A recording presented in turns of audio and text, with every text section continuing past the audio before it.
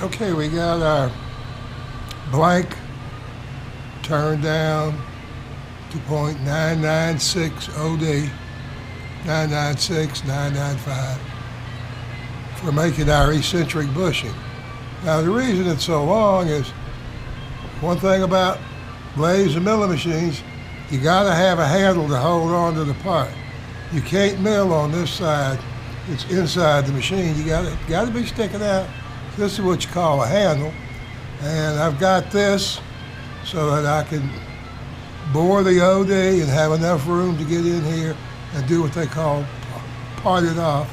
I've also got enough material that should I kill a part, and believe me, I have killed parts before, accidentally bumped the control handle while it's turning and bit just gouges in, and that's it. You cut it off, throw it away, and start all over again. Well, I got enough. I can move down a little bit, get a fresh piece. I think I've got enough I can get, I know 3 tries out of this one slug of steel. And then I'll just put this in my cutoff, man. And who knows, somewhere down the road I'll need a hunk of something. But anyway, made a lot of careful measurements. And if this is the bucket here, what I did was, that was the ring, didn't fit.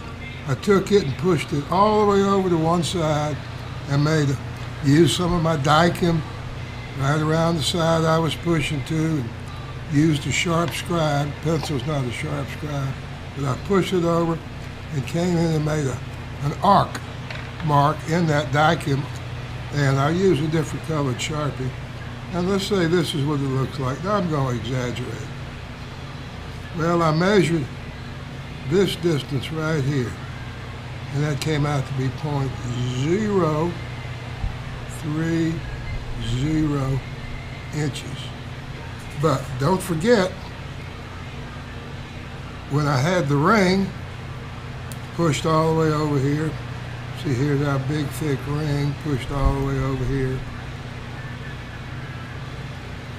Well, in the middle of that ring was our alignment rod, and it was also pushed all the way up against, well, I didn't get that very round, pushed all the way up against one side.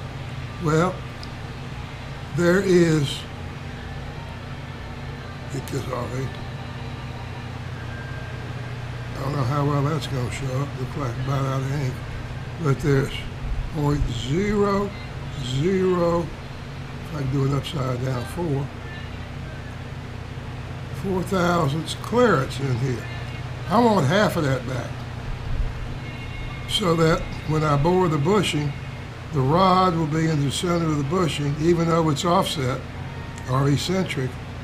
So I need to take 2 thousandths off of this. Oh, this poor thing's about out of ink. Try this side. We take 2 thousandths off of it.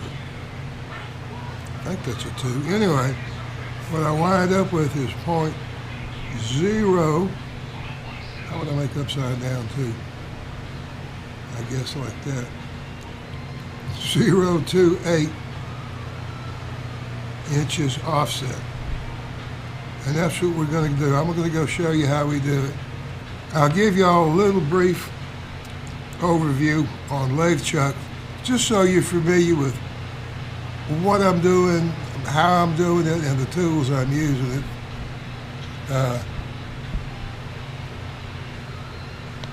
You guys that know all about lathes, I didn't get that very centered.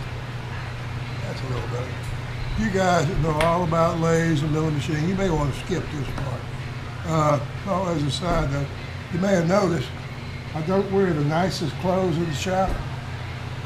That's because this darn stuff will stain anything. So I typically wear the rattiest, holiest shirt I got when I'm using cutting on, like I am on the lathe or on the milling machine. Because partly if you get it on a nice work shirt, it ain't coming out. That stain's gonna be there till the cows come home.